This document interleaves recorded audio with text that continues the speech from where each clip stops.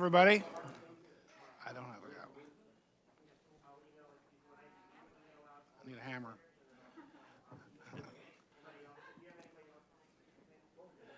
Okay, everybody, we're going to start the Ag and Resources Committee today.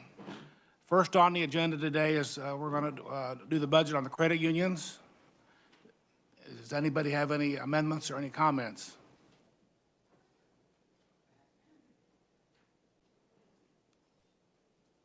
Representative Gardner. Thank you, Mr. Chairman. I would make a motion that we move the Department of Credit Unions budget out favorably. Second. Okay. Any discussion?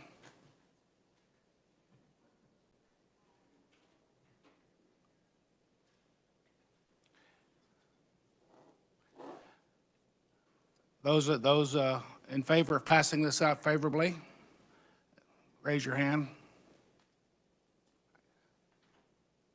You get a count. Opposed? Looks like credit unions going out as is.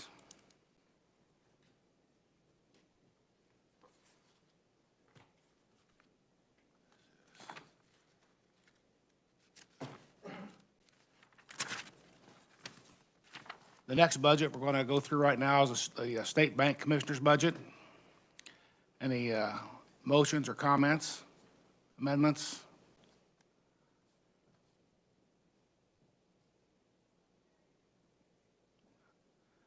Representative Gardner.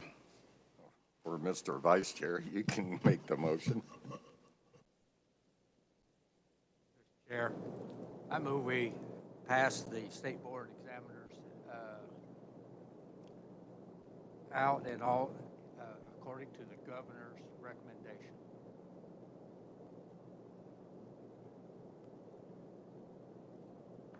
Those in favor, raise your hand.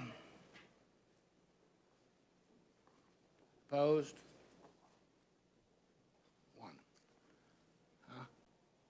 So it looks like this one's going out as requested. Thank you.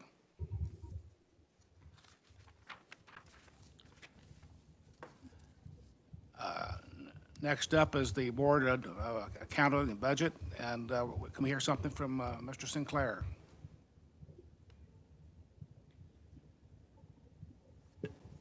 Hello, Mr. Chairperson. Can you hear me? Yeah. Mr. Sinclair? Hello, can you hear me, Mr. Chairperson? Yeah, go ahead. Thank you. Hello, my name is Sailor Sinclair, and I'm a legislative fellow at KLRD. I'll be providing the budget analysis for the Board of Accountancy. The executive director, Susan Sommer, will appear virtually and will stand for questions at the end of my presentation.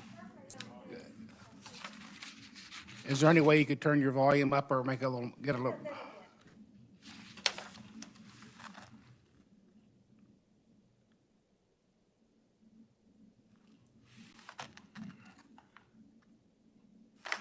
Should be up. Is it coming in quietly, Mr. Chairperson?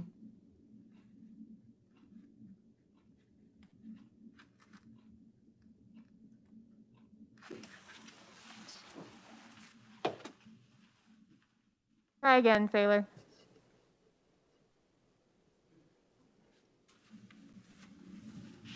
Can you hear me? Is it better? Okay. Let's see. All right, so I'll give a little overview of the Board of Accountancy. The Board of Accountancy consists of 7 members and provides for the certification and registration and regulation of certified public accountants, or other known as CPAs, within Kansas. The board issues permits to practice within the state and also may censure, suspend, or revoke CPA certificates and permits to practice in the state.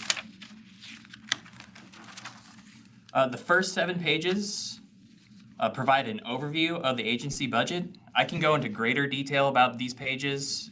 If not, I would like to start on page 8.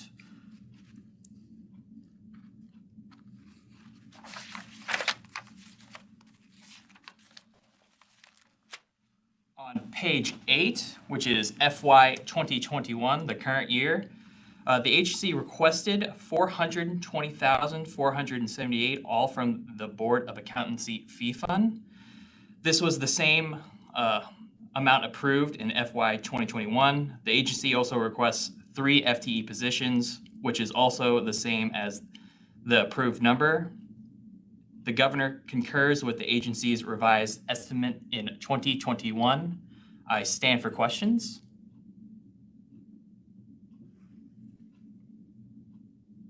Anyone have any questions? Continue on. Moving on to page 9, FY 2022 budget year, the agency requests an operating expenditures of $440,976, all from the Board of Accountancy fee fund. This was an increase of $20,000.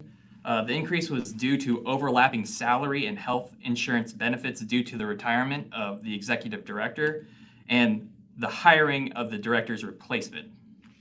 Additional increases were in rent, IT costs, and a 2020 vacant position being filled in FY 2021.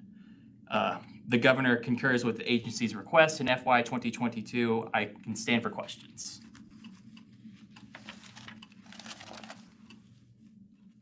Go ahead, I see no hands up. Moving to page 10, FY 2023, the agency requested $443,348, all from the Board of Accountancy fee fund. It was an increase of $2,372. This increase was due to the overlapping salaries of a new executive director and the current executive director. The agency requests 3 FTEs, which were for FY 2023, which was the same number included in the FY 2022 request. The governor concurs with the agency's request for FY 2023. I can stand for questions.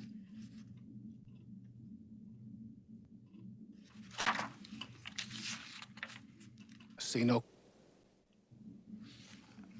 Turning to page, sorry, Mr. Chairperson. Turning to page 12, funding sources. I just want to highlight that the Board of Accountancy fee funding source is 100% from the fee fund. They receive no state general funds.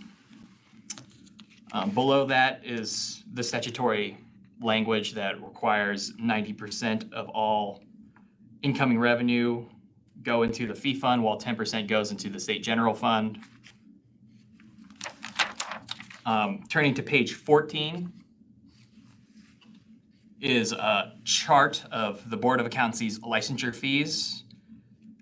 There are 2 columns setting out the current fees and the statutory limits. Pages 15 and 16 provide another overview of the governor's FY 2022 recommendation and the FTEs in each year. I can stand for questions.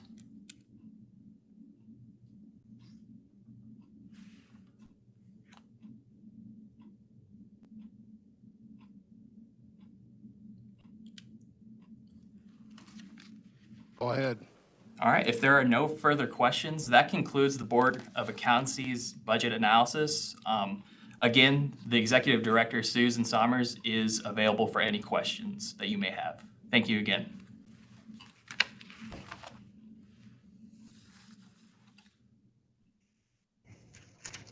Representative Harlan. Thank you, Mr. Chair. Thank you, Susan. Good to see you.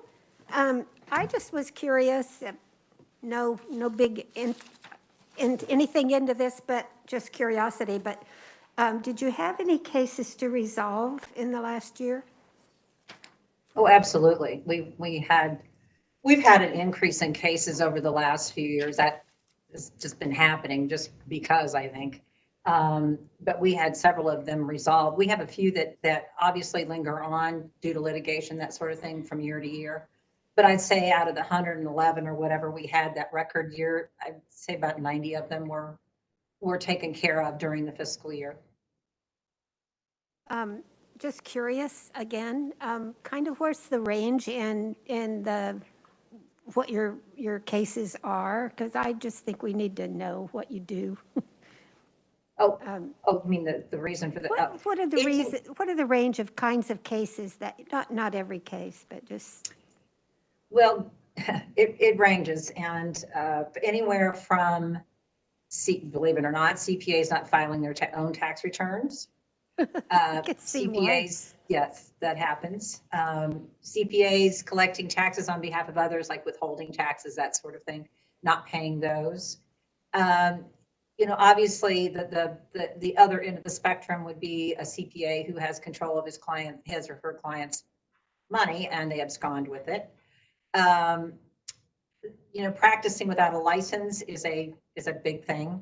We have that happens a lot, especially since we share practitioners from Missouri. A lot of times they'll come over here, they'll move to Kansas and start practicing, and at some point the light bulb comes on and they realize, oh, maybe I should have had a license before I started practicing, that sort of thing.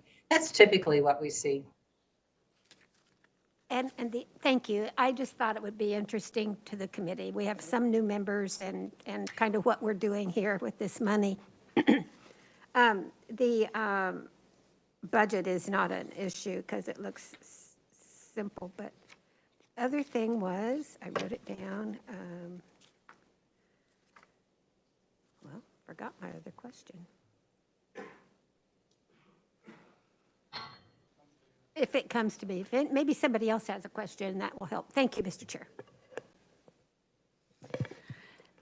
Representative Hahn? Thank you, Mr. Chair. As one of the freshmen on the committee, thank you so much for asking the question. What exactly is the Board of Accountancy? And I'm sorry if that seems a silly question. Is that addressed to me? Okay. I'm sorry. What is your function besides?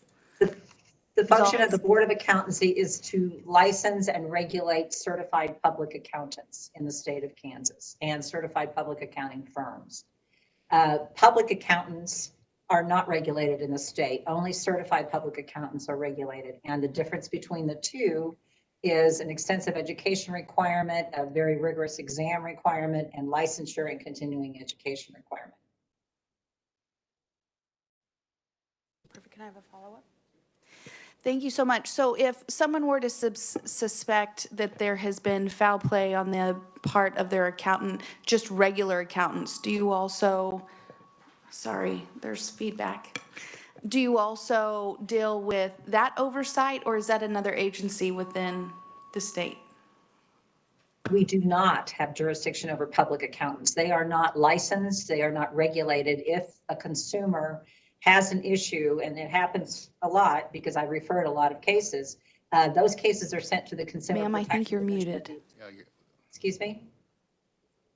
Can you hear me? Hit your unmute button.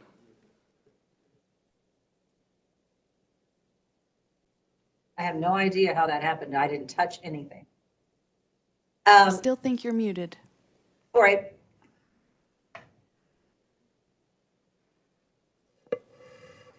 Can you hear me now? Hello? No, can't hear you. Mine says I'm not muted. I can hear you, Susan. This is John Alcott, but I'm online also. Yeah, I don't know. Thank you, John. Mine says that I'm up and running. We can hear you now. Thank you. To answer your question, public accountants are not regulated. They're not licensed. They're not regulated by anyone in the state. So if a consumer has an issue with a public accountant, their only recourse is through the Consumer Protection Division of the Attorney General's office. Thank you so much. Representative Carlin? Thank you. I remember my other question now, Mr. Chair. I see the fees look like they've stayed the same for a long time. And is that correct? When were they last raised, and are they adequate for you? Yes, we raised our fees in 2018. We had not raised our fees prior to that since 1999. we were proud of that. We had gone a long time without having the need to do that. And yes, our fees are adequate at this time. Okay, thank you. Thank you, Thank Mr. you. Chair. One question I have for you, is the number of CPAs kind of holding pretty steady, or is it fluctuating quite a bit? It is diminishing a little bit because the baby boomers are starting to retire. And when I say that, accountants are like lawyers. They will practice forever. They will die in their chairs pretty much.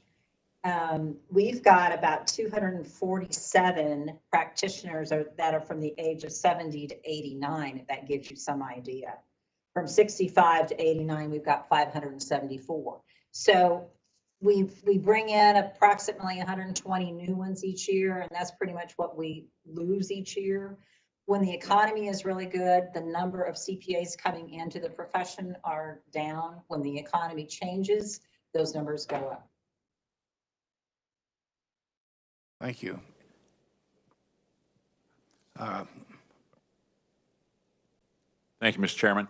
Could you send us those numbers? That's very interesting figures. I'm sure my folks back home would like to hear that. The demographics of the age? Yes, Age group? thank you. Yes, I can. Would you like for me to send it to the chair or Josh, and then he can disseminate that? Okay. Sure.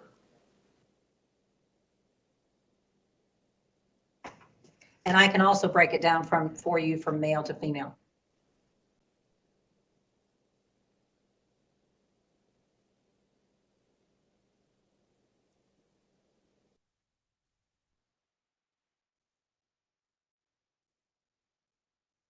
Susan, great job, and thank you for your presentation. Oh, we got a question? Yeah. Oh, we're on. Representative Howard?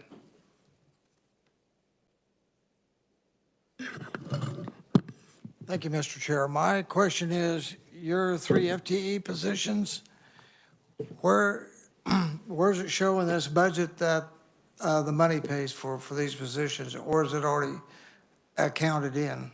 And I've noticed it's every year. So tell me how that was derived. Tell me how it's paid for, or if it's already accounted for. Our revenues are derived solely from the fees that we charge to CPAs and CPA firms. We receive no money from the general fund. In fact, we give 10% of our revenues to the general fund. Our salaries are included in our budgets. Okay, thank you. Thank you, Mr. Chair.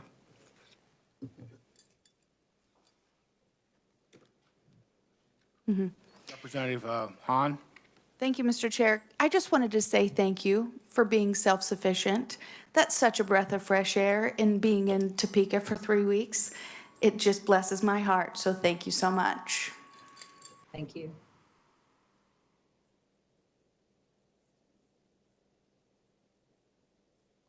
Susan, thank you very much. Great presentation. Thank you. No other questions on this committee? We'll just close this hearing on this budget right now.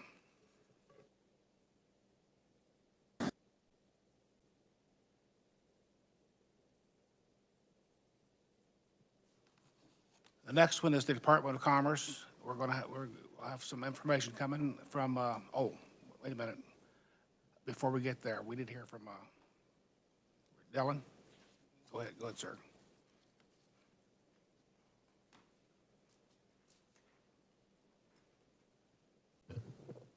Thank you very much, Mr. Chairman, members of the committee.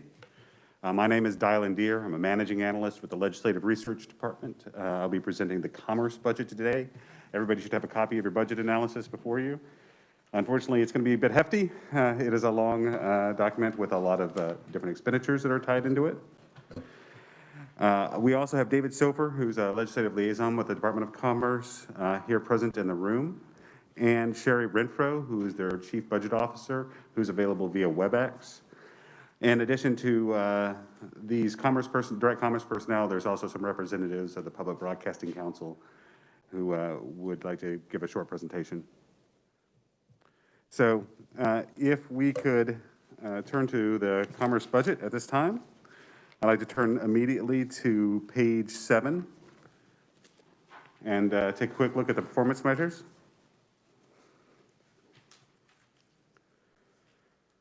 There are quite a few performance measures that are included with the Department of Commerce budget. A couple I'd like to draw your attention to are jobs created or retained through business development. And you can see the sort of projections of what's desired there.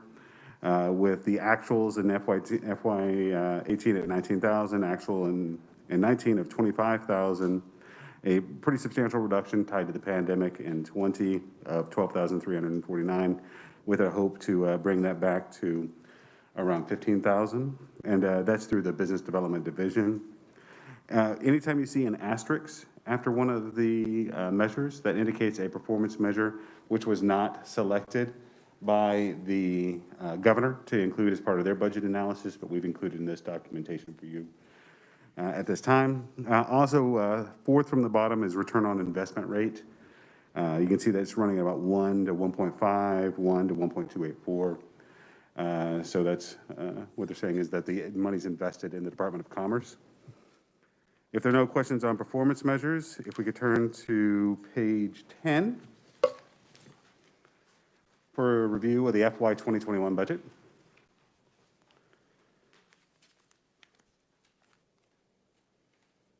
So the 2020 legislature approved a state general fund budget of $0 for the Department of Commerce in fiscal year 2021. However, there have been subsequent adjustments to that amount. There's an increase of about $1.4 million based on the reappropriation of 20 funding that was not spent in 20 and shifted to 21. Those dollars are tied to the Kansas Bioscience Authority. So there was a pot of money that was basically reappropriated to the Department of Commerce and was simply reappropriating forward as the remaining debts and obligations of the Kansas Bioscience Authority were settled.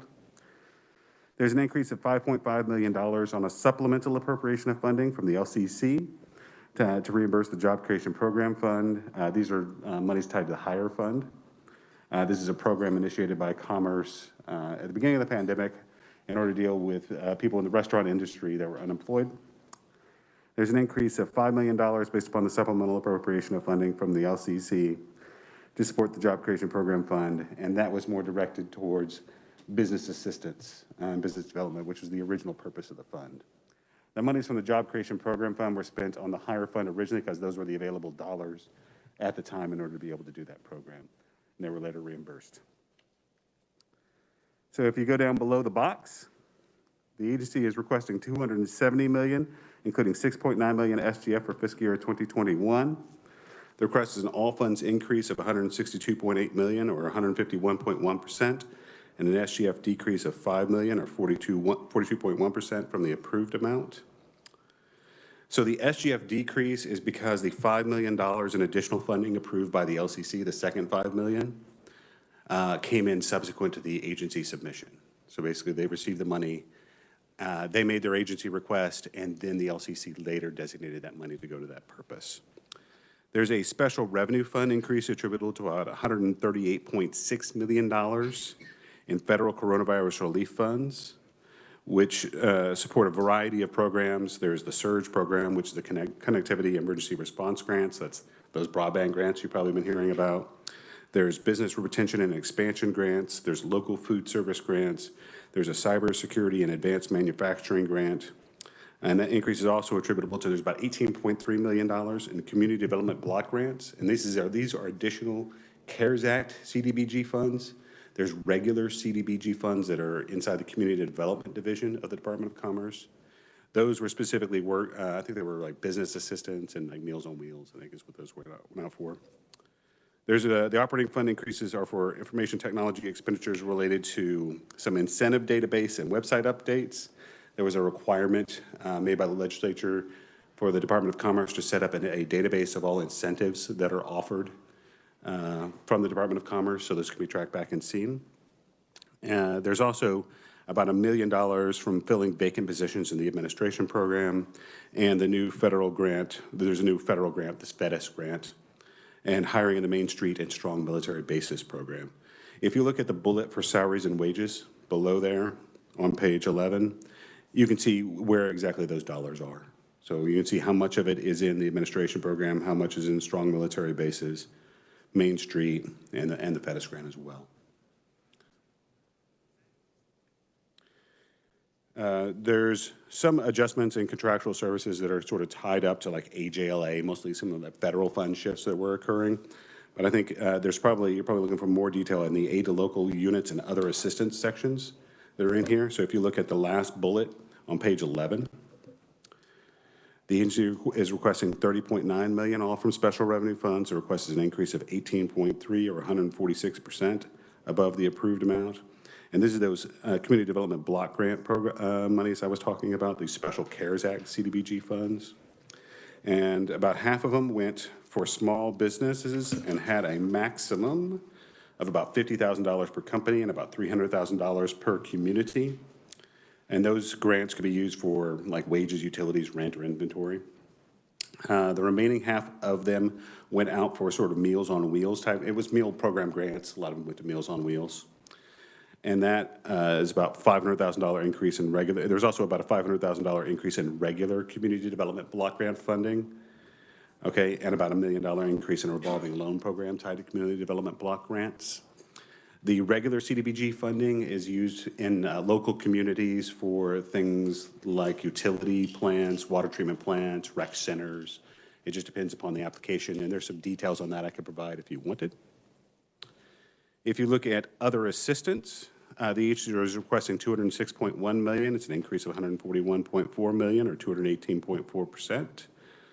So there's $50 million in those surge grants, those broadband assistance grants. There's $61.5 million of funding was used for business retention and expansion grants. You can see that those averaged about $19,000 for about 2,000 businesses. There's $9 million of the funding was used to secure local food systems. 8.1 was for workforce training, and the $10 million, we had $10 million which was reallocated back to COVID testing. And then you have the decrease of $5 million I mentioned earlier, and then you have the increase in Job Creation Program Fund, which I think I've already described adequately at the beginning of my testimony. The governor is recommending expenditures of $319.1, including $11.9 million from the SGF. It's an all funds increase of $49 million, and SGF decrease of 5, or SGF increase. The $5 million is from the monies allocated from the Job Creation Program Fund, as previously described. The other funds increase totals $44 million, and that's round 3 Spark money. So once again, that third round of Spark monies came out subsequent to the agency budget submission, which occurred back in September. So there's about additional $40 million for business assistance and additional $5 million in CRF funds, and the increases are partially offset by a reduction of about $1 million. And that reduction of $1 million is to refinance impact bonds. Impact bonds was a program that was around about 10 years ago, but at the close of the program, a bunch of bonds were issued. And actually, up until FY 2022, there was still some money in those impact bonds that they had generated that was being used for various development projects across the state. So this refinancing does decrease the total interest charge, does increase the amount of time it takes to pay it, but decreases the total amount of interest that is charged on those particular bonds. It has the effect in this fiscal year of reducing expenditures.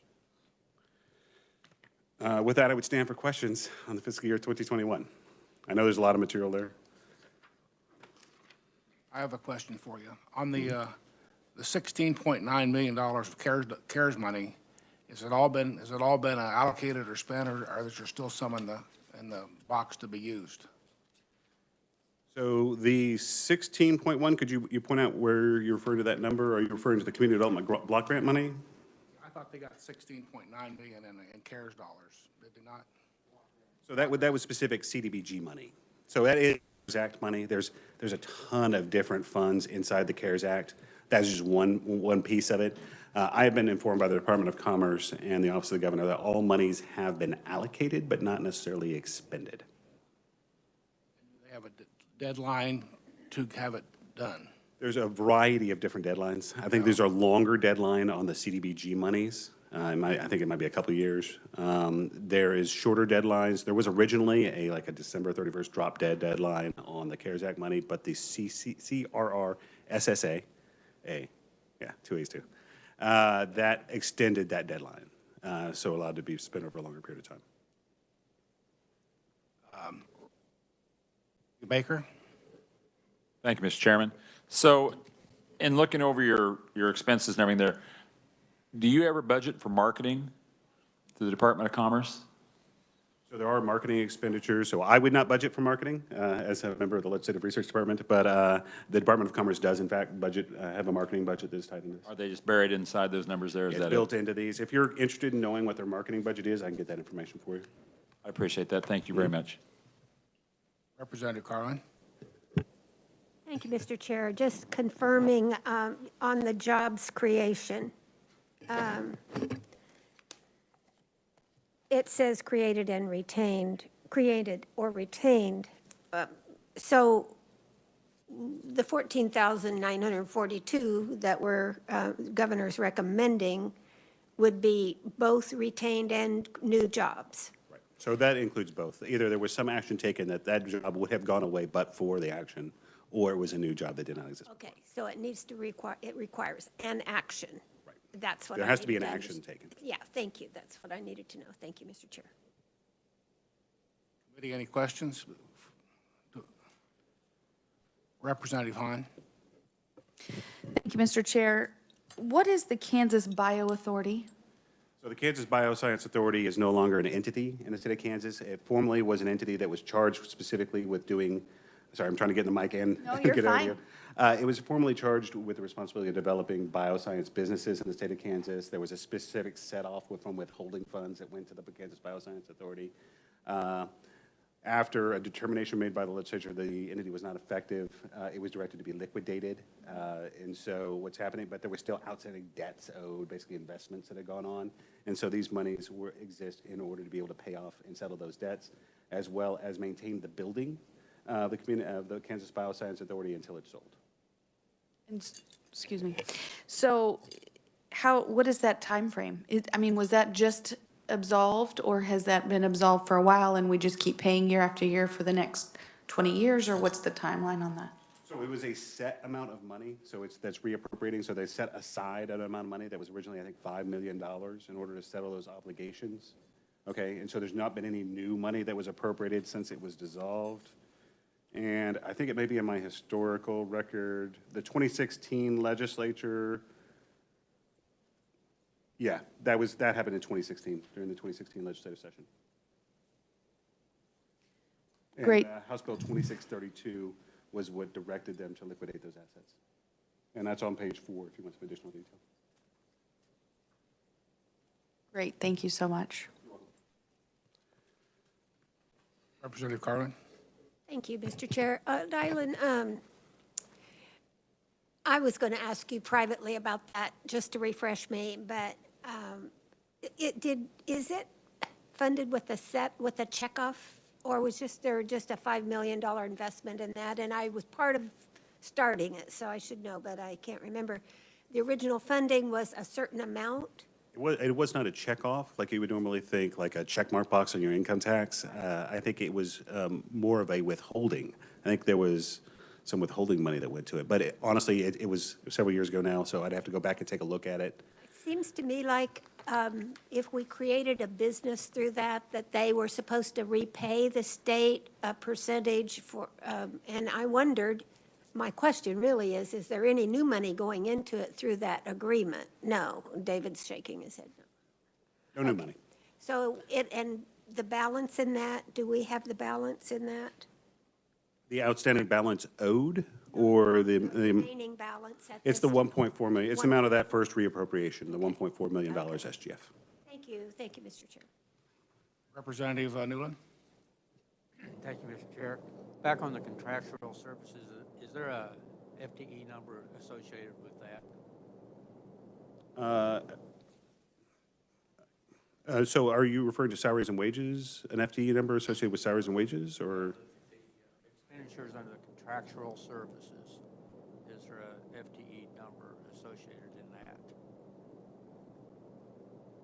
Page 11, So typically contractual services would be a contract which the state would have with a third party.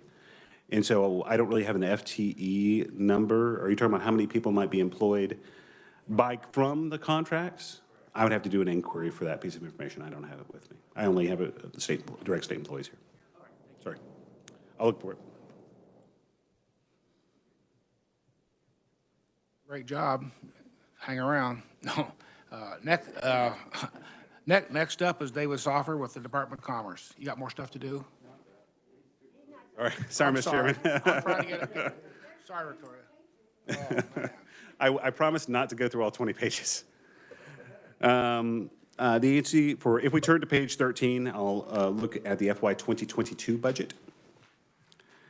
So the agency is requesting $95.9 million in operating expenditures for 22. It's an all funds decrease of $174 million, or 64.5%. These decreases are primarily going to be attributable to those one-time monies, those CARES Act monies that were existed in the previous FY 2021 fiscal year. So you have those additional community development block grant monies going away, federal CARES Act surge monies going away, business retention and expansion grants going away.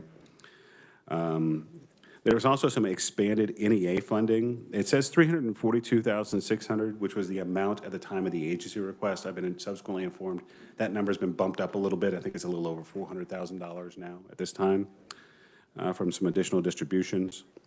The agency also estimates reductions in other assistance of $8.1 million from the Job Creation Program Fund. There was just all that additional expanded funding that came through the LCC in the previous fiscal year. There's also $1.4 million in reduced grants from the EDIF due to exhaustion of funding sources. A lot of that was reappropriated EDF dollars in the operating grant. And there's also a reduction of $550,000 from the Impact Program Services Fund due to exhaustion of those funds. And that was that old impact program that I was talking about originally, and that's just the revenues from those bonds that are being spent. If you look at salaries and wages, the increases from 21 to 22 are largely as a result of fringe benefit costs. And so you have CAPERS going up about $119,000, GHI, group health insurance, going up about $71,000.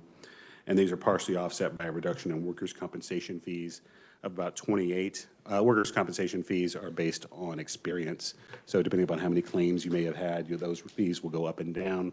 The large increase in CAPERS is largely a result of the expiration of the moratorium on CAPERS death and disability payments. So FY21 had a governor allotted moratorium on that payment.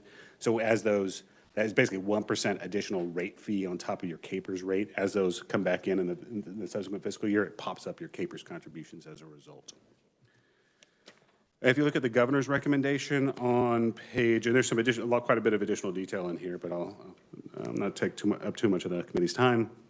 The governor recommends $99.8 million, including $10,000 SGF, which is an all funds increase of $3.6 million, or 3.7%. And these are all associated with moving the tourism division from the Department of Wildlife, Parks, and Tourism to the Department of Commerce. There's also an executive reorganization order number 48 that is associated with it. So this is the budgetary side of that ERO that would change the statutes. That move includes about $3 million in the Tourism and Travel Fee Fund, about $1.6 million from the EDIF, and about 12 FT positions. And then once again, you see some reductions as a result of that impact bond refinancing that you also saw in the previous fiscal year. And with that, I would stand for questions on FY21, or 22, excuse me.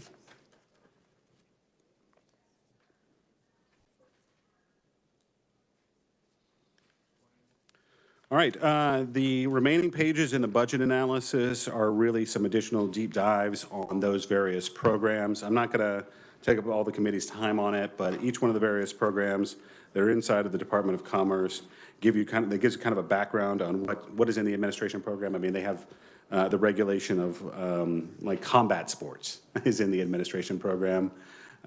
In business development and workforce services, there's also been some additional breakouts. It used to be in business development, community development was part of business development. That's been broken out as a separate program. International has been broken out from business development so that the international division is treated separately. But inside of here, there is performance measures inside each one of those backgrounds, and there's sort of each one of the different programs that are inside those divisions. But if there are no further questions.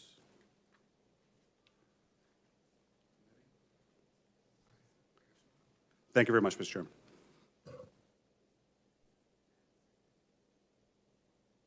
I've been trying to get you up here all day. I know you got stuff to do. Good afternoon, Mr. Chairman, members of the committee. David Sofer, Legislative and Policy Director at Department of Commerce. I apologize for those representatives behind me. If my back is facing you, do apologize for that. The beauty of following Dylan is he's so detailed that I don't have to go through all the numbers. I'll mostly focus on a couple of the major changes, some items that we're working on, and then be happy to stand with it for any questions. As mentioned before, we do have our Chief Fiscal Officer, Sherry Renfro, with us via WebEx. So if I'm not able to answer any questions, she should be able to, especially as it pertains to budget. Really quickly, just kind of go over with y'all. 2020 was a very unique year for the Department of Commerce. Obviously, I should probably start. What we do is we're the main kind of economic development function for the state. We advocate for businesses. We advocate for economic development. We also have a community development division in our department. We have the Office of Broadband Development. Other things that we do is we've got Kansas Main Street, and then we have Kansas Works Department, focused on workforce services. So all of that is housed in the department. Our goal is to create new jobs, help our businesses, grow, prosper in our state, and then continue to bring businesses here to Kansas and market our state. So as you might imagine, 2020 was a very challenging year for the department. Mostly, when you think of Department of Commerce, we mostly focus on recruitment, retention, and the like. But that didn't necessarily all, work for what we needed in 2020. So we had to kind of evolve and address, the new economic landscape in our state. So a lot of what our programs, our processes, our personnel, we all had to change in kind of rapid fashion and be able to help those that are needed. We utilize an all hands on deck approach. And to be frank with you, that's the way it's going to be going forward. We realized that there were a lot of things that we could be doing more efficiently, more effectively, being able to help out our small businesses a lot more, and that's going to be a focus here going forward.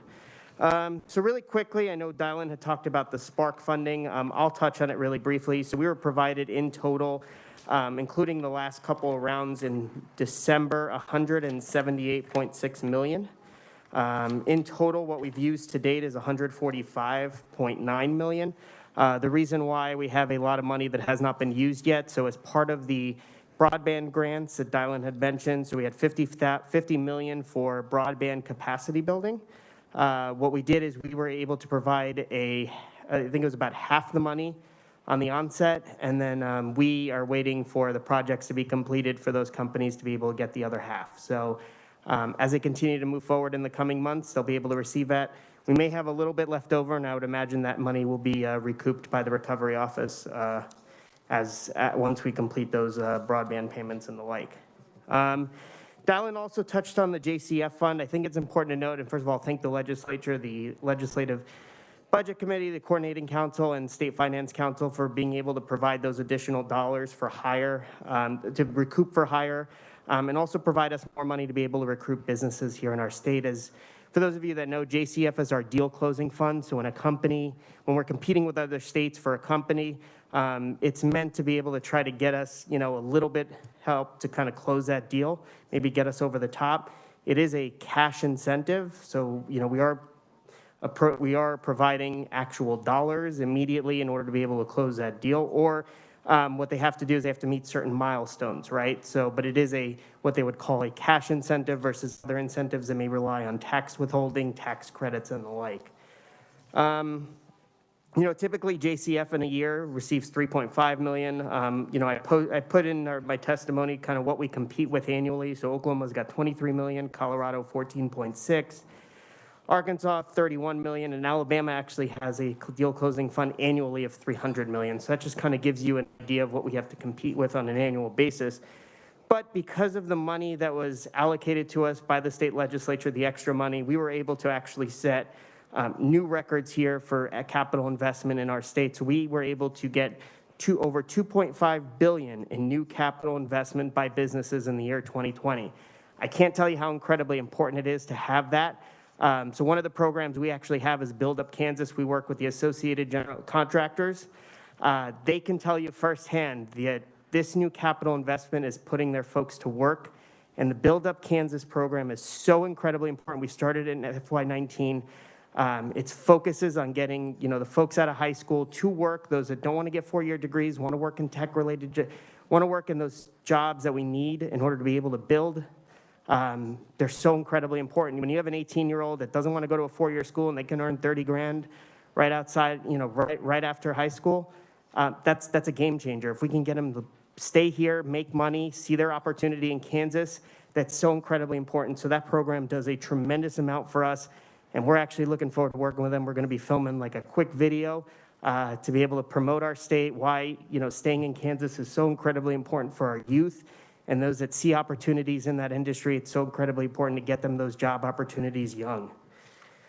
Lastly, I'm going to focus on tourism because that's a big piece. That's kind of the ERO is the recommended move from wildlife and parks to commerce. It's an important sector of our state's economy. It has potential for future growth. I don't think I need to explain to you all the different values that tourism has, whether it be arts, culture, history, the like.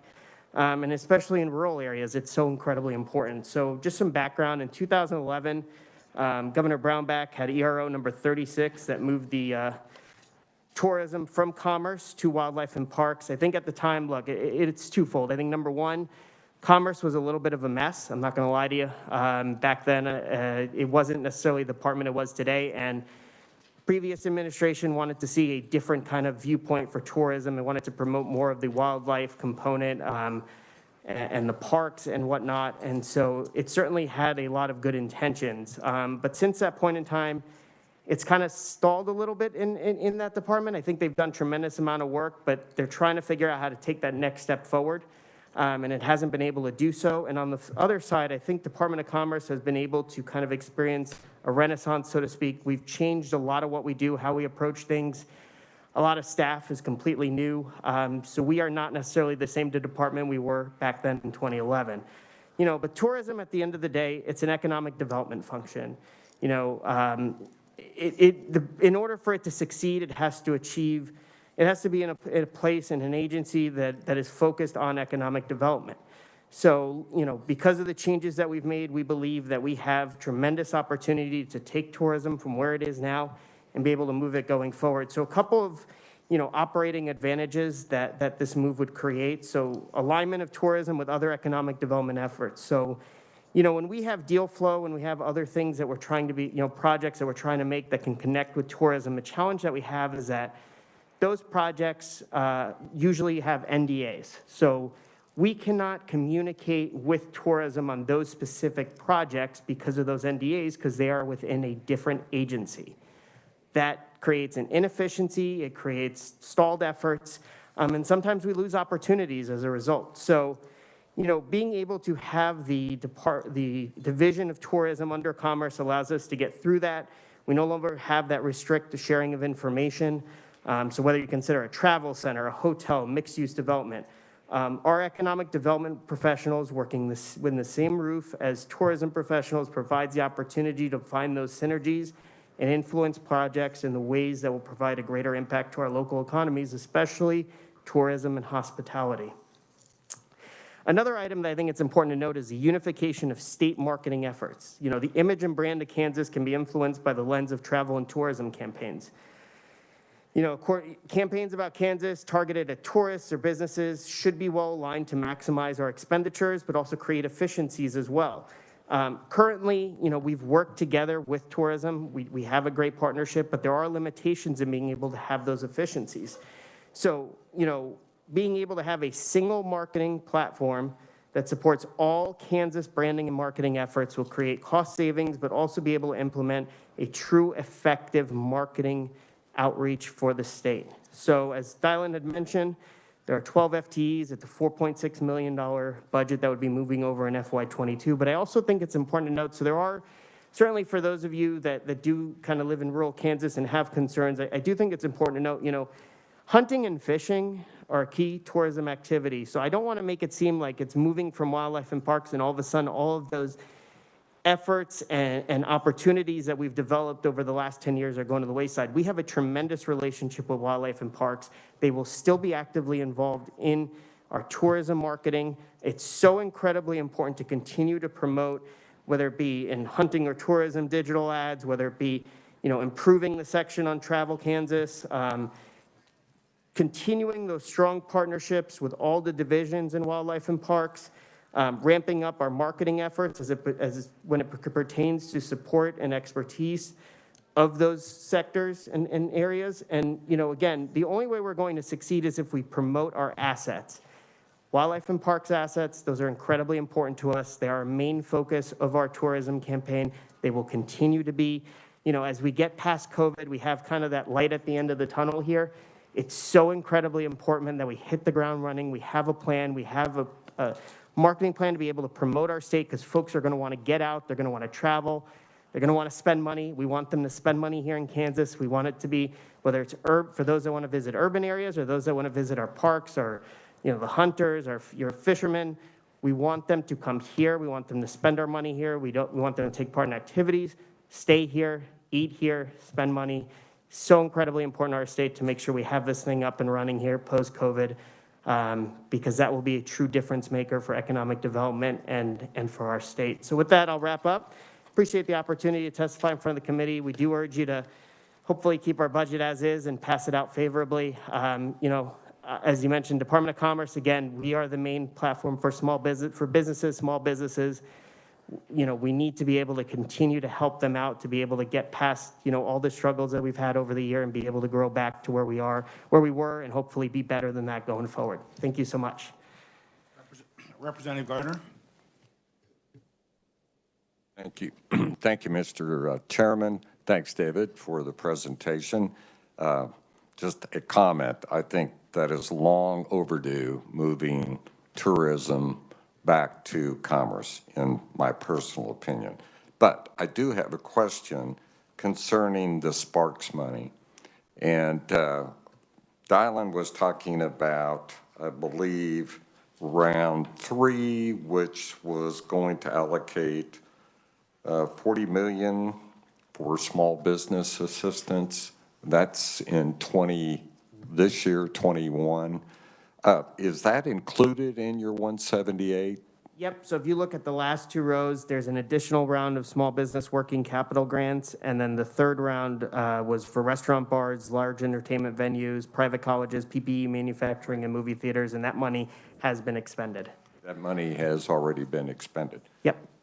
And hopefully we might receive some more additional funding coming our way if Congress does their work, I assume. There are rumors. Yeah, there are rumors. We'll see if there's action. I just, over the summer, I sat in on the Special Committee for Economic Recovery, and you were in front of that committee. And I've just heard from so many different businesses that need assistance, and doing the best you can. But one in particular that was the restaurant business, and I would just urge any additional monies that maybe come your way, that you could maybe have a special or set up part of your funding mechanism to flow through to help those folks out, because we need to get them through this pandemic or they'll be gone. 100%. We completely agree with you. It's actually funny because Scott's here, and he usually represents the Restaurant Hospitality Association. And, we've tried to work close together, and we continue to. Anything we can do to help, as always, we're happy to. That is going to be the industry, unfortunately, that's probably hardest hit, simply because, it's going to take a while until we get enough vaccinations out there for people to feel comfortable. So, yes, 100%. Any monies that come through, we continue to want to help and support and do everything we can. Representative Baker. Thank you, Mr. Chairman. Thank you for a great presentation. I live out in the Flint Hills, so we're recipients of a lot of your good work. So a couple of things you talked about in tourism, some of the new opportunities. We've watched Emporia, Kansas go from a packing plant town and everything else. Now they do disc golf and bicycle riding. So the world has really changed, and boy, they're on fire, and they're making a lot of noise with that. So I'm all about those new opportunities. But when we talk about the jobs, we see a change coming in minimum wage. I think everybody's probably figured that deal out. is there any way we've talked about in the past of maybe having a training wage for those who are under age 18 and then helping the employers out with the work comp side of that? Sorry, I'm not sure where the feedback's coming from, but the answer is, I mean, I think we're always looking for new ideas. Certainly, being able to provide internships, apprenticeships, and being able to help get our youth towards that working stage of their lives is so incredibly important. So actually, tomorrow we're going to be releasing an economic development blueprint that we've been working on for over a year and a half called the Framework for Growth. So tomorrow morning, be on the lookout in your email. You'll definitely see that here from me.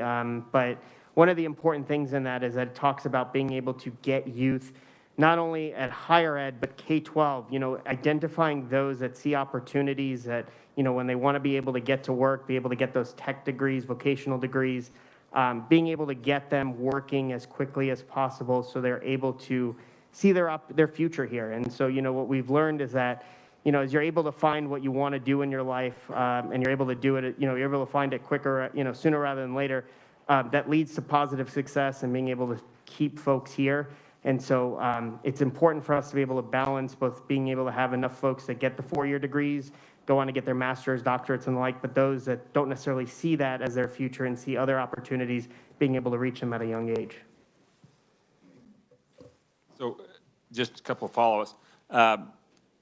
The drone industry, I think we have Bob Brock over there, and he's doing a great job, but I see Kansas is not at the top on that. We're kind of in the middle, so hopefully we can recommit to that and get that across. We're the recipient of some wonderful broadband expansion, and kudos to you guys for bringing back Stanley Adams. My goodness, it's made a huge difference. And then you were talking about marketing, and I have a little inside information for you on that. I have Kansas State football tickets, and outside of the auto warranty business, I get more marketing from the university than anybody in the world. So if you need some marketing help, I think the Alumni Association over at K-State could probably help you out. Definitely. We appreciate it. And actually, if you don't mind, I want to touch really quickly on broadband. So for a story from one of your colleagues. So Representative Boyd Orr, I actually met with him last week. He's out in Meade County. His download speed before the broadband grant program was under one megabyte download. Because of the work and the projects that were created through this surge, through the federal money, his download speed now out in Meade County is over 330 megabytes, and wired is 1 gigabyte. And Meade County was one of the worst when it comes to unserved with broadband. So it's so incredibly important for us to continue to build on broadband capacity all across our state. Appreciated him sharing that story. I told him I would share it every opportunity I got because I think it's so incredibly important for us to talk about how important broadband is, and when we do commit the dollars to capacity, what it can do. Representative Garber. Thank you, Mr. Chair. Thank you, David, for coming. I appreciate your enthusiasm. Thank you. I have a couple questions on the FTEs. You have 296.3. Are those positions all filled? If I can ask Sherry Renfro, our budget chief financial officer, to help out with that. Should be on. Good afternoon. I'm sorry, can you repeat the question again regarding the FTE? Nope.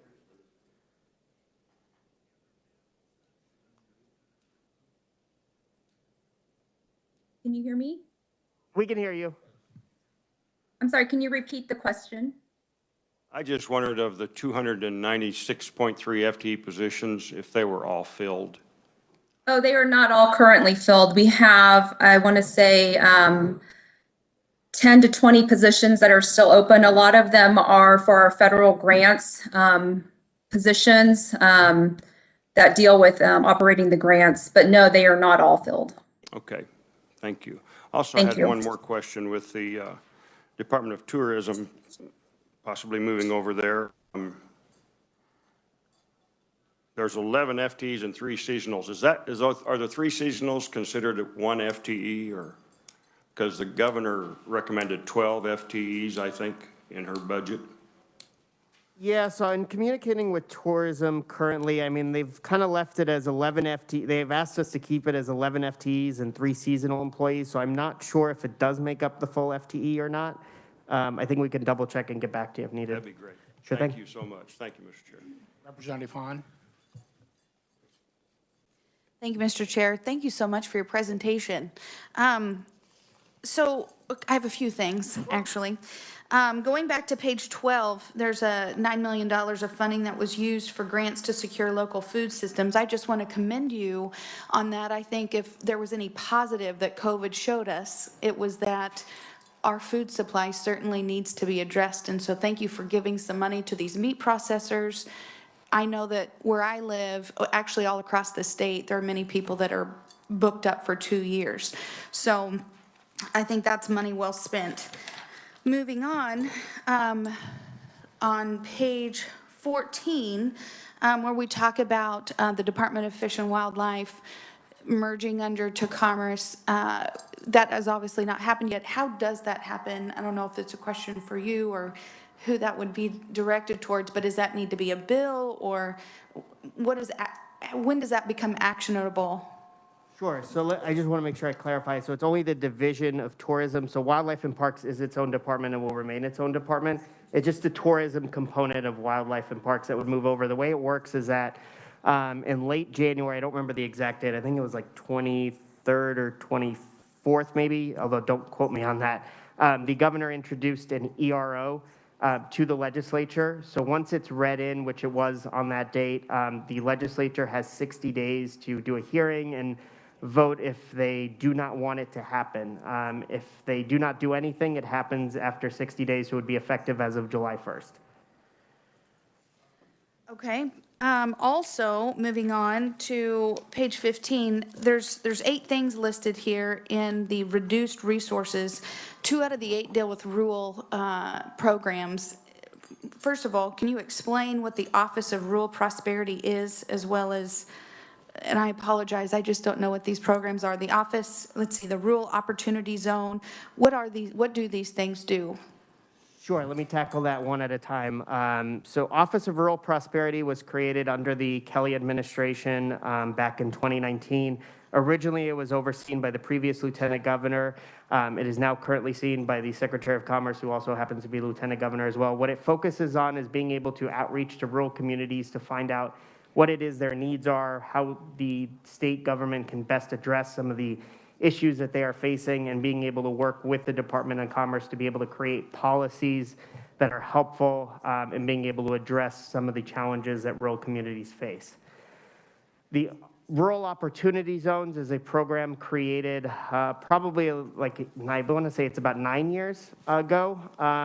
What that does is, so currently there are 77 counties that are eligible to be in rural opportunity zones. And so if you're a rural opportunity zone, you can, if you're an individual that moves out of the state and then comes back and moves to a rural opportunity county, rural opportunity zone county, you are eligible for 2 different benefits. Number 1 is a student loan repayment up to 5 years. That is if the county puts in money as a sponsor, so it's a half-half match between the state and the county, or in some cases, the county elects that only businesses can provide match and not the county government. So if a business matches 50%, the state can match 50% as well. That's kind of first come, first served basis depending on budget availability. The second is no state income tax for 5 years. There is no financial limit on that. You just claim it on your taxes. And again, you are eligible for up to 5 years on that. Thank you, Mr. Chair, if I may. And again, I appreciate you going through these, so I just know what they are. The Strong Military Bases Program, what is that? Sure. The Stronger Military Bases Program is a program built on working with our military bases to be able to promote workforce development and opportunities and the like. So currently we work with General Perry Wiggins. He is the kind of main outreach director for the Department of Commerce with the military bases to be able to figure out what it is they need and how we can best help serve them. And Build Up Kansas?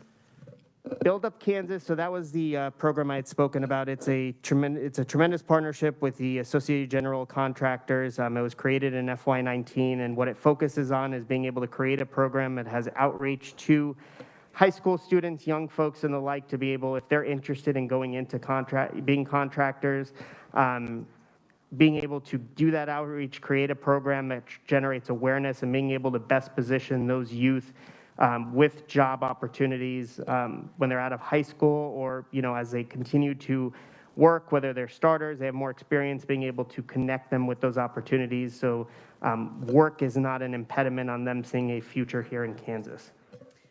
The Main Street sorry. Oh, no worries, you're good. Main Street program? Sure. So the Main Street program was a program that was here for quite a few years. It was, it kind of dissolved in the mid-2010s, and it was brought back a couple of years ago. What it does is it focuses, so there's a national Main Street program. We are a member of that now because we have a state Main Street program. And so local Main Street programs, so there are cities all across our state that take part in it. What we did is first cities that were part of the initial program that since then had dissolved, we welcomed them back first, and now we're looking to try to add more Main Street programs. What it is, it's basically a kind of network, so to speak, to be able to provide opportunities if you're looking for Main Street development, being able to beautify your Main Street, other various grant programs, we're able to assist with that. And the last one, Community Development Division. Sure. So the Community Development Division actually has quite a few different opportunities. So when we talked about community development block grants, Community Service Tax Credit Program, ROS, the Rural Opportunity Zones, the Main Street Program, broadband, those are all housed under the Community Development Division. Perfect. So, Mr. Chair, last comment, I promise. Thank you for going through those for me. As someone who lives in rural America is dying at a rapid rate. So it's a little alarming to see 2 out of the 8 of these programs being rural programs, and it looks like Main Street program as well as community development would also, would also be a benefit to us for those to not be funded this year. So as a point, or to be reduced, the budget, is that correct? No, it should be, I believe, at the same level as last year. We kept, everything stayed the same. Let me see. Yeah. Sorry, I don't have the sheet in front of you, so I don't see what you're seeing. Okay, perfect. He just clarified. Thank you so much. No problem. There we go. Teamwork. Appreciate it. Thank you. Representative Garland. Thank you, Mr. Chair. David, would you just explain to the world, because we're internet hooked up to the world, right? Or not? One of you, explain. I think I understand, but I think we need to go ahead and finish that out loud. Mr. Chairman, it's not a big deal. It's just every agency that is SGF funded and some that have appropriated special revenue funds, such as the Department of Commerce, which would be EDIF, we're required to submit a reduced resource proposal.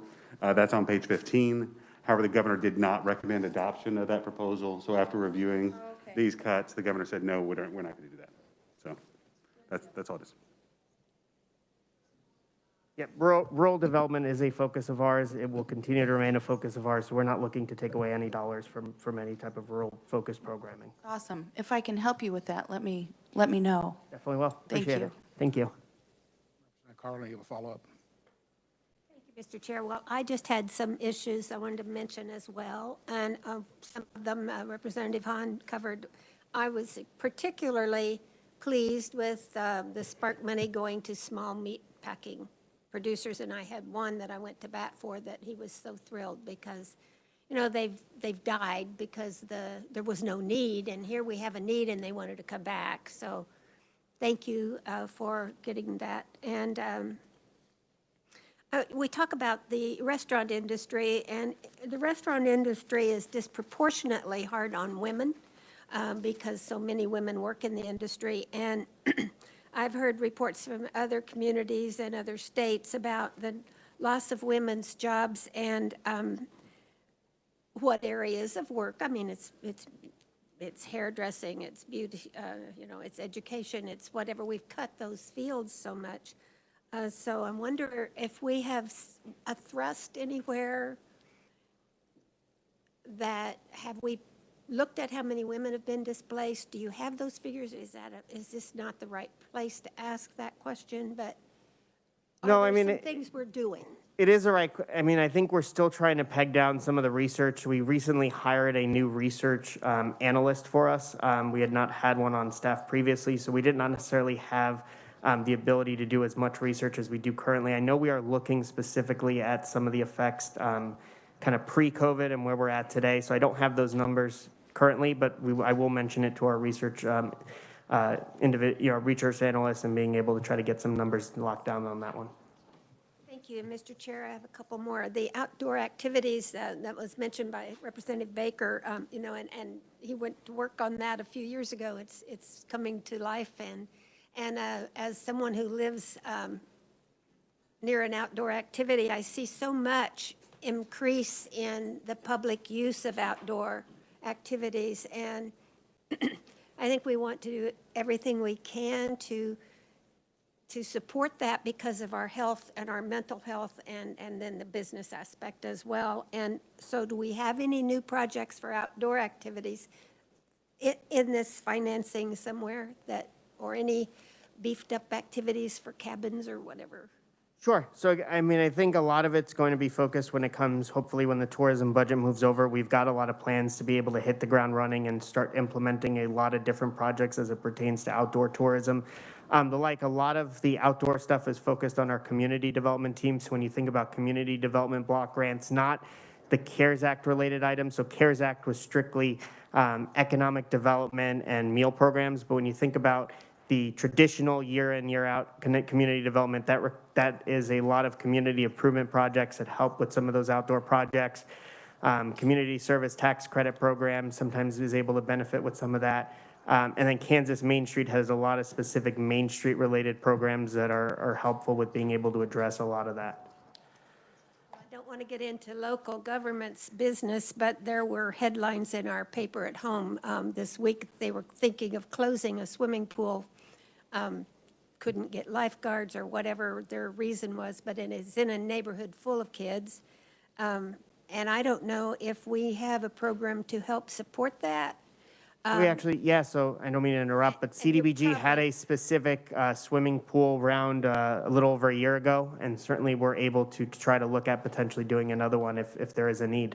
So please, put them in touch with us, and we'd be happy to look and see if we could help. I think Manhattan knows how to get in touch with you, but, I do think that is something that we really want to be able to. I know a lot of private swimming pools did their swimming by reservation, and maybe we have to do a little more to get our kids into the pools safely, but I think it's worth the effort, and families will benefit from that so much. Agreed. I'm going on down my list, if that's all right, Mr. Chair. The apprentice jobs has been in your budget in the past. I don't know, to go through this and find it, I don't know. So we did have a statewide apprenticeship program. It was ended a couple of years ago. We are looking to start it back up. We didn't necessarily put for anything budget-wise currently, but we are going to try to work on other ways of being able to build that program back up. It just wasn't utilized properly. I think it ended about 3 years ago.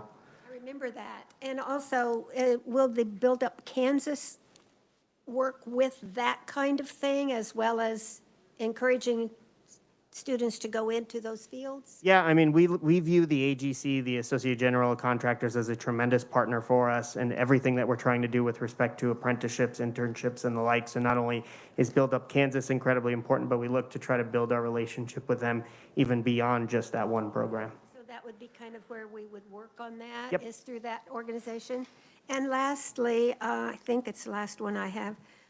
This summer, I took advantage of wearing a mask and delivering meals to seniors as an activity that I could do and keep in touch with my community and not be campaigning, but still be serving. And I learned a lot about what's going on in that business. And one of the things that I noticed was about halfway through the summer, we got some great trays to fill the, excuse me, sir, I can't see him. You're good. Great trays to put the food in that were sealed and tight. And the first of the summer, everything I took was falling out of the styrofoam boxes. It's a little thing, but I asked the area agency on aging, I said, what happened here? How did we get this? And she said, well, it was CARES money and it'll be gone and we won't be able to do that. And I said, we got to beef this up so that these meals come to people and they're decent. I have spilled them trying to just get them into the bag to take them to the door and they slop out. And so I don't know what we can do about that. But is this something that you fund? It's federal money, isn't it? coming through? Yeah, so that was actually through our CDBG program. There is expected to be another round of CDBG cares that might be able to benefit meal-related programs. I'm not entirely sure. We have not received the guidance. And for those of you that sat on Spark are aware of kind of all the fun that came along last year, without federal guidance, you really don't know what we can do and what we can't do. So until the feds until the HUD department tells us what we can do with it, I don't know. But we are looking, as always, for ideas through community development to be able to help out our local communities with items such as that. But we do fund some of the meals programs or not? So that was Senior that. meals? Yeah, so the meals programs was specifically done this time through one-time kind of allocation from the feds. I'd have to go back and see if we've done any in the past, but I can get back to you on that. I'm not sure where that budget is, and that's what I would like to know, because if we need to do a slight increase in their budget to provide better service, I mean, the meals are very inexpensive for the public or the members that take it, but and very worthy, and the volunteer hours that you get in that program are amazing. So it's worth putting our attention on as well. If it's not you, would you tell me who? Thank you, Mr. Chair. Thank you, David. David, I'm going to give you just a break for a minute. We've got people who need us. We're running out of time. So just take a break. I'd like to hear from the Kansas Public Broadcasting Council if there's someone here, PBS. Hi there. I don't know if you can hear me. Yeah. My name is Will Murphy. I'm the Executive Director of High Plains Public Radio based here in Garden City. I appreciate your time, and let me adjust my screen a little bit if I can. There we go. Thank you. Really do appreciate your time, and appreciate hearing all the proceedings today. We're grateful for the opportunity to speak with the committee as we have in the past. High Plains Public Radio was founded in Garden City about 40 years ago in 1980, and it serves all of Western Kansas. And our system, just High Plains Public Radio, includes 12 stations and 6 translators. Obviously, the vast majority of our listeners are rural. And from my vantage point, state support is really vital in reaching those listeners. I'm happy to answer any questions you have regarding our presentation, but I'm inclined to hand things over to folks who've been through this process a lot more than I have. I moved to Garden City a year ago, and so I'd like to turn things over to my colleagues Michael Quaid and Eugene Williams. Michael? Thank you. I just kind of I'm Michael Quaid. I'm from Smoky Hills, PBS, out in rural Western Kansas. And I just kind of like to report how we invested some of the funds that you provided to us last year. This past year, we actually partnered with the ks.gov, the Kansas Department of Education. When schools shut down last year, we partnered with them to make sure that there was this gap that the children might have in their learning was fulfilled. In doing so, we partnered the ks.gov. We realized that there might be issues with internet in rural areas with the broadbands and stuff that we heard about earlier. So they looked to us as a way to get the information, educational resources out through the PBS television stations over the air signal. In doing so, we actually produced 18 episodes of educational content in a program called Learning Across Kansas. All 4 public television stations came together to produce this. 6 of the episodes were dedicated solely for elementary school age students, another 6 for middle school age students, and the final 6 was for high school age students. These programs were actually featured some of the great educators from throughout Kansas. They put together lesson plans, things to help parents and keep the kids learning through this time, through the pandemic times. Each episode gave more and more ways to learn math, science, history, even visiting some sites around Kansas that they can go visit to once everything opens back up. but it also gave them PE and music ways to learn during that time. So all types of education. The program was also hosted by educators. And one of the educators that hosted one of the programs went on to win the National Teacher of the Year. So we appreciate all that. And with your help, we're also, the Library of Congress is looking to archive these episodes to show what Kansas, one of the things Kansas was doing during this pandemic time to help everyone out. So we want to thank you. And actually, I'll turn it over to my colleague Eugene Williams from KTWU to speak more. Good afternoon, everyone. I hope that you all can hear me well. Just to add to what Will and Michael were saying, yeah, this is our annual report. The Kansas Public Broadcasting Council is considered a quasi-state agency, and we report up through. Hey, guys, just wait. We're going to wait 1 minute. Can you guys hear me okay? Yeah, we're going to have to put you on hold a little bit because we're kind of on a time thing right now. Hang on. You want to say anything? I know. So, okay, sorry. Okay.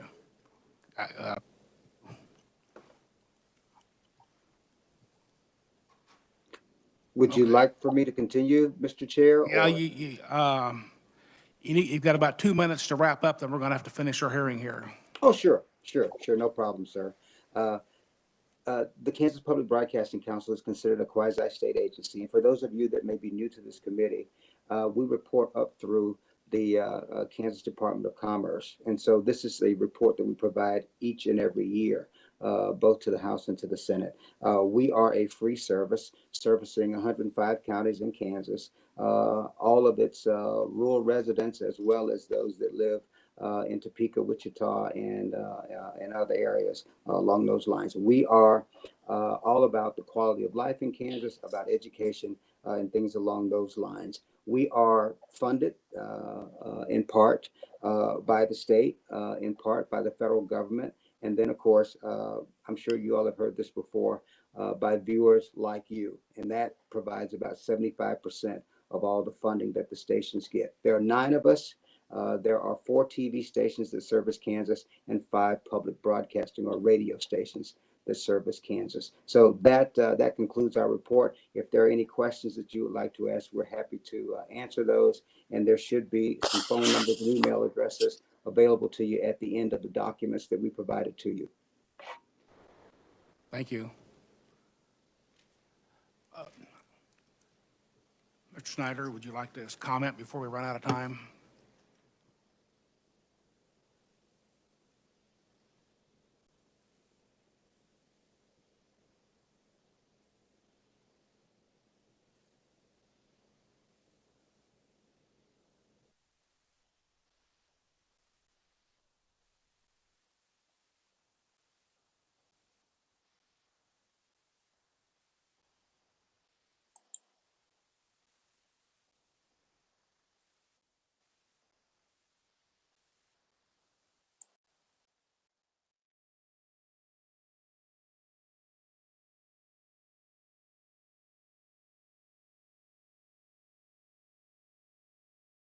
That is a tool that will be used in the future as we've started looking into drawing down more federal money as part of that Build Up Kansas. We've realized that that is something that could get built much more than it is now through even federal grants. So yeah, it's an ecumenical tool that we think the industry is well positioned to keep utilizing. So. But with that, I'll let you go. If you had any specific questions about either of those 2 clients, I'm here. I'll be around also. Thank you. Thank you very much. Representative, let's see, Howard, did you have a question?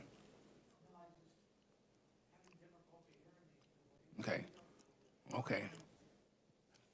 So, David, if anybody here would have some questions for you, you have a contact?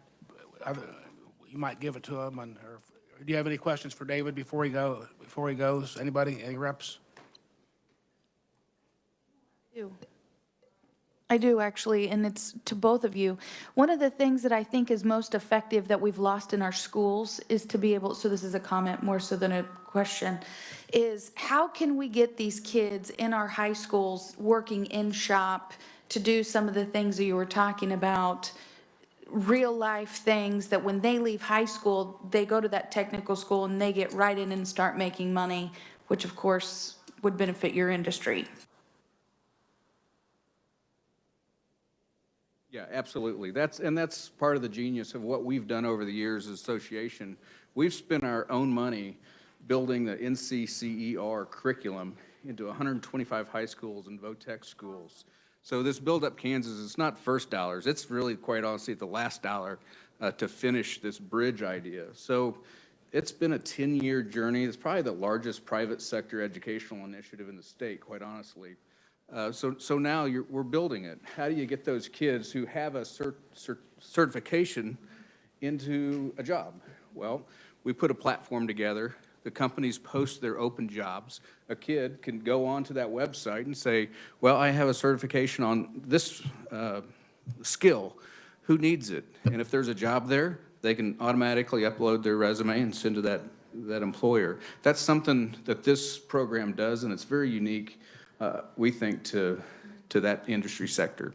We're trying to expand it, quite honestly, into the aviation sectors also, to when they're down and we're up, we can find some talent. And when we're down and they're up, they can find some talent from our industry. So I hope that answers your question. It does, thank you. And if I could ever help, I think we should probably add meat processing to that as well. I mean, teaching these young kids how to do that, that's a talent that has gone away. Thank you so much, and I would like your contact information. Real quick, Mr. Chairman. Carter. Thank you, Mr. Chairman. Scott, the money in this program, I think I saw where the Commerce appropriates $125,000. Yes. And is that still in the budget, I assume, this year? Yes. And does that come out of EDIF, Dylan? Yes. Okay. And that's where the apprenticeship money used to come out of, if I remember correctly. Okay. Thanks, Scott. Representatives, any more questions? Been a pretty busy hearing today, and if that's it, we're adjourned.